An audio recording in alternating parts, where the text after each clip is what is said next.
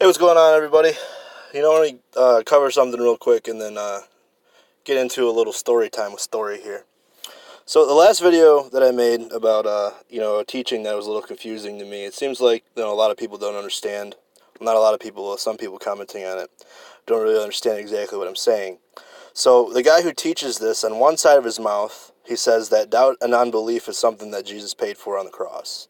So if doubt and unbelief is something that Jesus paid for all on the cross, then that means that doubt and unbelief is a sin if Jesus had to pay for it. Otherwise, he suffered and paid for it in vain. But then on the other side of his mouth, he says that Jesus doubted and doubt's not a sin. And I was a little confused about that. So, I'm just trying to understand exactly where he's coming from and, because it doesn't make sense to me at all. But something that I want to get into is that we have a God that truly understands us. I remember when I was younger and I went to as a youth group for teens who were abused and, just a city outreach thing for kids. It was an urban teen outreach program. And it's basically a place where kids can go hang out and, meet kids who went through the same things that they went through and realize that, they're not alone in this. And I remember when I went, they had this thing where we all sat in a circle and we all shared something in our lives that really hurt us. And, if someone else went through that same pain, they'd raise their hand to know, like, yeah, I understand you. And, you could find out people to talk to. But when it got to me, I shared some of the things that hurt me in my life most, and no one raised their hand. No one could relate to it because, some of the things I went through are pretty painful, and some of the things I went through, there's not many people that went through it.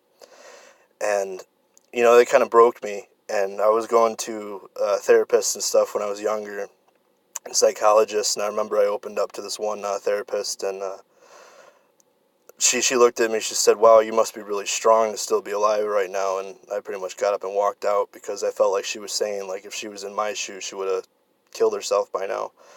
And I felt like by her saying that, she doesn't have what it takes to help me, because if she was in my situation, because she was surprised I was still alive. And, it's something I struggle with, like not being able to have people to relate to me, having people that understand the things that I went through, and just having someone to talk to about it. But when the Lord called me in and drew me in, and he was starting to work on me about things and starting to show me things, and that was one of the things that I was hurting on. Like, I felt like I was alone in the world, like no one understood exactly what I went through. And there was a moment where the Holy Spirit started leading me through the Bible and showing me that, Jesus was beat. He understands physical abuse. He was spit on and mocked. He understands mental abuse. He was stripped naked and hung on a cross. He understands sexual abuse.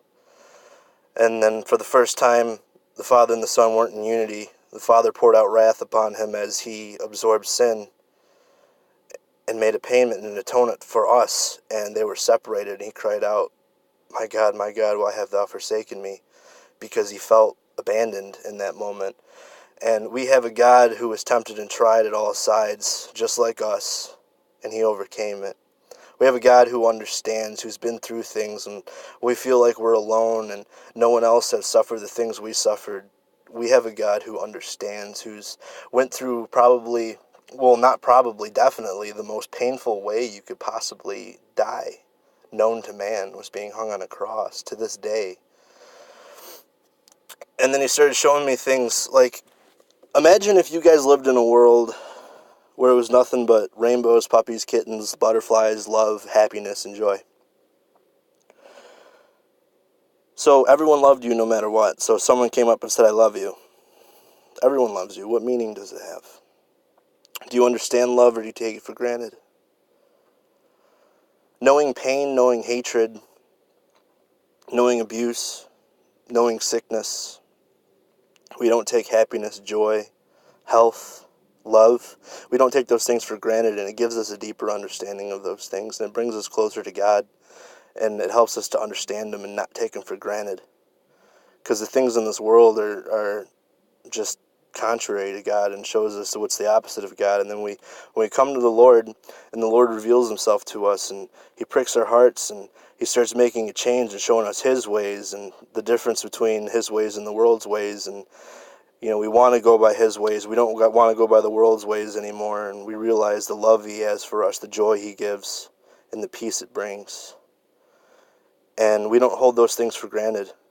We understand those things deeper, knowing what it's like to be in torment, knowing what it's like to be hated, knowing what it's like to be sick, knowing what it's like to be depressed and sad and broken. So I take those things and I count it all as joy, because it builds you up.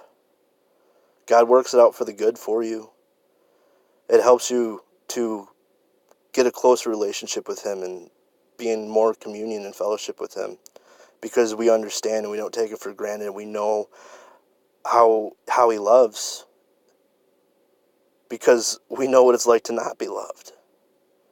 And it's just a beautiful thing. I just wanted to share that with you guys. I love you, and may the Lord be with his children. God bless.